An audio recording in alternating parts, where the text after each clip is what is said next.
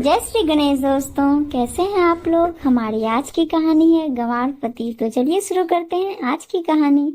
एक लड़की की शादी उसकी मर्जी के खिलाफ एक सीधे साधे लड़के से की जाती है, जिसके घर में एक माँ के अलावा और कोई नहीं है। दहेज में लड़के को बहुत सारे उपहार और पैसे मिले होते हैं। लड़की किसी और लड़के से बेहद प्यार करती थी और लड़का भी। लड़की शादी होके आ गई अपने ससुराल।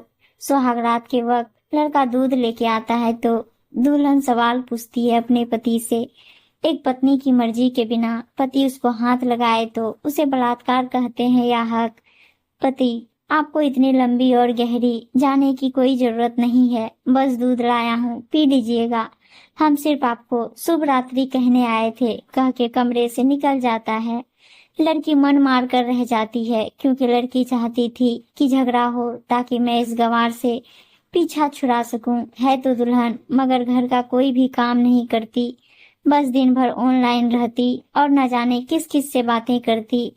मगर उधर लड़के की माँ बिना शिकायत के दिन भर चूल्हा चौका से लेकर घर का सारा काम करती, मगर हर पर अपने होठों पर मुस्कुराहट लेके फिरती। लड़का एक कंपनी में छोटा सा मुलाजिम है और बेहद ही मेहनती और ईमानदार। करीब महीने भर बीत गए, मगर पति पत्नी अब तक साथ नहीं सोए। वैसे लड़का बहुत शांत स्वभाव वाला था, इसलिए वह ज्यादा बातें नहीं करता था। बस खाने के वक्त अपनी पत्नी से पूछ लेता था कि कहाँ खाओगी, अपने कमरे में या हमारे साथ। और सोने से पहले डायरी लिखने की आदत थी, जो वह हर रात को लिखता था।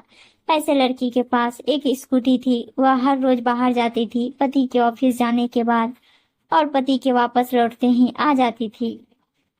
छुट्टी का दिन था, लड़का भी घर पे ही था, तो लड़की ने अच्छे भले खाने को भी गंदा कह के माँ को अपशब्द बोल के खाना फेंक देती है। मगर वह शांत रहने वाला उसका पति अपनी पत्नी पर हाथ उठा देता है, मगर माँ अपने बेटे को बहुत डांटती है। इधर लड़की को बहाना चाहिए था झगड़े का, जो उसे मिल गया था। वह पैर पटकती हुई स्कूटी लेके निकल पड़ती है। लड़की जो रोज घर से बाहर जाती थी, वो अपने प्यार से मिलने जाती थी। लड़की भले टूट कर चाहती थी लड़के को, मगर उसे पता था कि हर लड़की की एक हद होती है जिसे इज्जत कहते हैं, वह उसको बचाए रखी थी। इधर लड़की अपने प्यार के पास पहुंचकर कहती है, अब तो एक पल भी उस घर में नहीं रहना है मुझे। आज गवार ने मुझ पर हाथ उठा के अच्छा नहीं किया।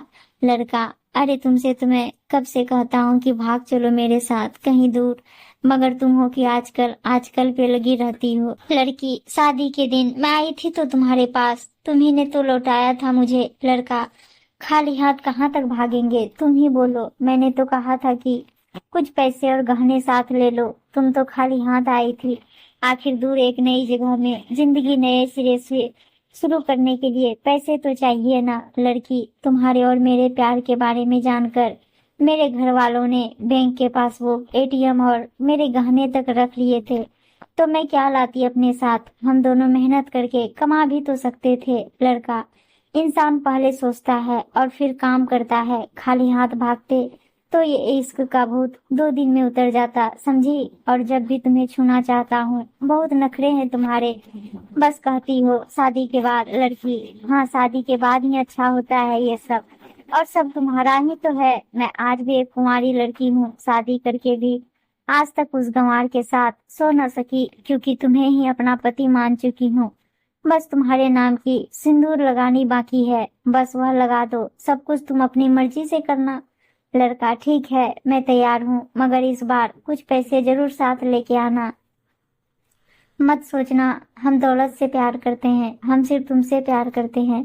बस कुछ छोटी मोटी बिजनेस के लिए पैसे चाहिए। लड़की, उस गवार के पास कहाँ होगा पैसा। मेरे बाप से 3 लाख रुपया, ऊपर से मारुति कार ली है, बस कुछ गहने हैं, वह लेके आऊंगी आज। लड़का लड़की को होटल का पता देकर चला जाता है।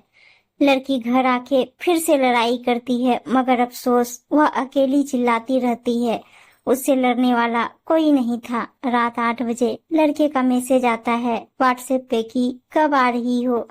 लड़की जवाब देती है, सब्र करो, कोई सोया नहीं है, मैं 12 बजे से पहले पहुंच जाऊंगी, क्योंकि यहाँ तुम्हारे बिना मेरी सांसें घुटती है। लड़का, ओके, जल्दी आना, मैं होटल के बाहर खड़ा रहूंगा, बाय।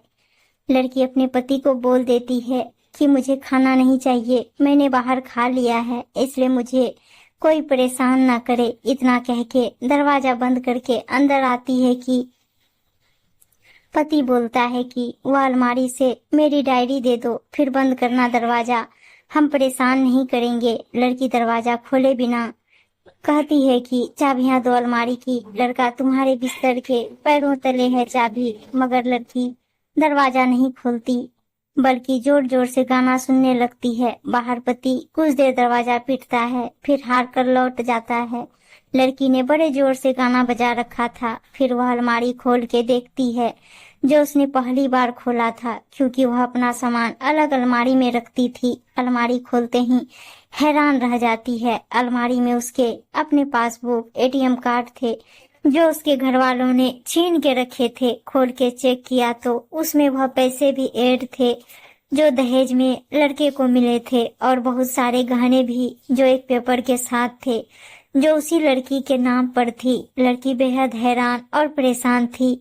फिर उसकी नजर डायरी में पड़ती है और वह जल्दी से वह डायरी निकाल के पढ़ने लगती है। लिखा था, तुम्हारे पापा ने एक दिन मेरी माँ की जान बचाई थी अपना खून देकर। मैं अपनी माँ से बेहद प्यार करता हूँ, इसलिए मैंने झुककर आपके पापा को प्रणाम करके कहा कि आपका ये अनमोल एहसान कभी नहीं भूलूंगा। कुछ दिन बाद आपके पापा हमारे घर आए हमारे तुम्हारे रिश्ते की बात लेकर, मगर उन्होंने आपकी हर बात बताई हमें कि आप एक लड़के से बेहद प्यार करती हो। आपके पापा आपकी खुशी चाहते थे, इसलिए वह पहले लड़के को जानना चाहते थे। आखिर आप अपने पापा की प्रिंसेस जो थी, और हर बाप अपने प्रिंसेस के लिए एक अच्छा ईमानदार प्रिंस चाहता है।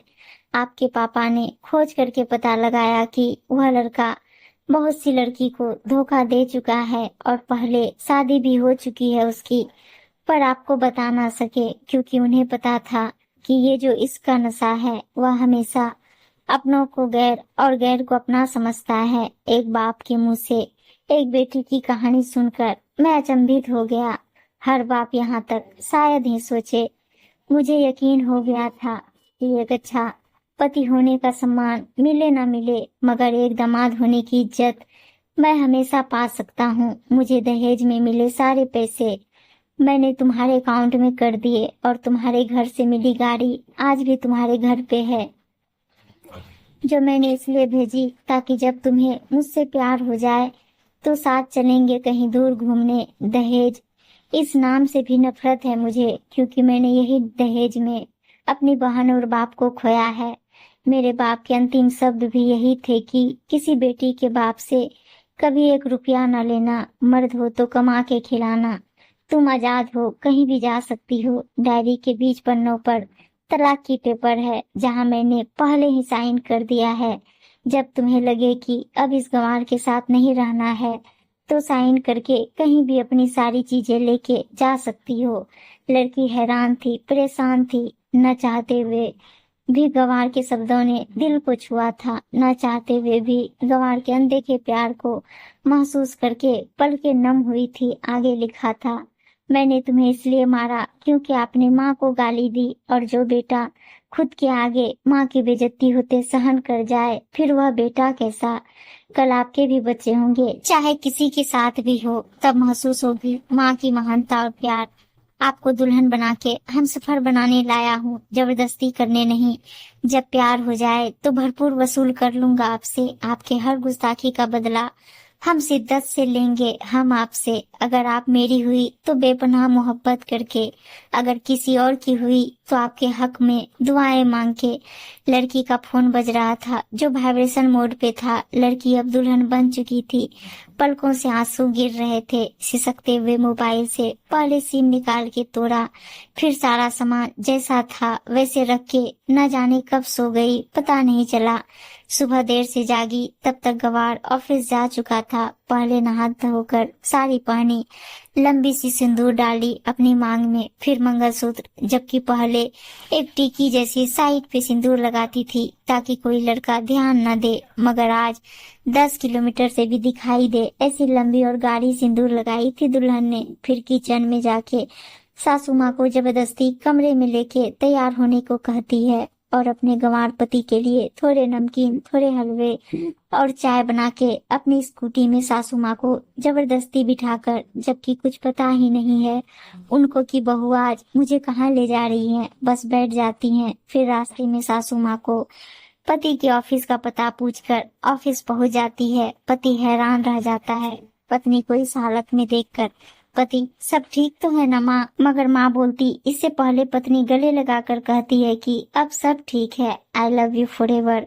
ऑफिस के लोग सब खड़े हो जाते हैं तो दुल्हन कहती है कि मैं इनकी धर्म पत्नी हूँ, बनवास गई थी, सुबह लौटी हूँ, अब 1 महीने तक मेरे पति देव ऑफिस में दिखाई नहीं देंगे। दुल्हन, क्योंकि हम लंबी छुट्टी पे जा रहे हैं साथ साथ। पति, पागल दुल्हन, आपके सादगी और भोलेपन ने बनाया है। सभी लोग तालियां बजाते हैं और दुल्हन फिर से लिपट जाती है अपने गंवार पति से, जहां से वह दोबारा कभी भी छूटना नहीं चाहती। बड़े कड़े फैसले होते हैं कभी कभी हमारे अपनों की, मगर हम समझ नहीं पाते कि हमारे अपने हमारी फिक्र खुद से ज्यादा करते हैं। माँ बाप के फैसलों का सम्मान करें, क्योंकि ये 2 ऐसे शख्स हैं जो आपको हमेशा दुनियादारी से ज्यादा प्यार करते हैं। उम्मीद है दोस्तों कहानी अच्छी लगी होगी, और अच्छी अच्छी कहानियां सुनने के लिए चैनल को सब्सक्राइब, वीडियो को लाइक शेयर जरूर कर दीजिएगा। धन्यवाद दोस्तों।